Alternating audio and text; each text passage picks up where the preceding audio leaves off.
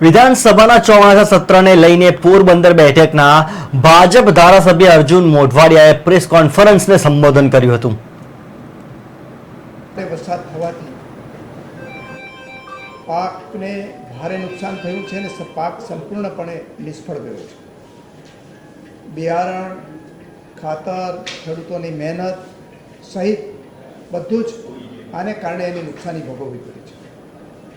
તો આ બાબતે રાજ્ય સરકાર એસડીઆરએફના ધોરણો પ્રમાણે ખેડૂતોને સહાય કરવા માગે છે કે કેમ એ બાબતના પ્રશ્નના જવાબમાં આજે માનનીય કૃષિ મંત્રીશ્રીએ અમને ખાતરી આપી છે કે 1 હેક્ટર દીઠ જે ખેતરની અંદર 33% કરતાં વધારે નુકસાન થયું છે એમાં 1 હેક્ટર દીઠ જે એસડીઆરએફના 8,500 રૂપિયાનું ધોરણ છે એ પ્રમાણે 2 હેક્ટરની મર્યાદાની અંદર ખેડૂતોને સહાય કરવામાં આવશે અને આમાં એસડીઆરએફના ધોરણો કરતાં પણ થોડી વધારે સહાય કરવી પડે તો એ બાબતે પણ રાજ્ય સરકારે અહીંયા અમને આશ્વાસન આપ્યું છે।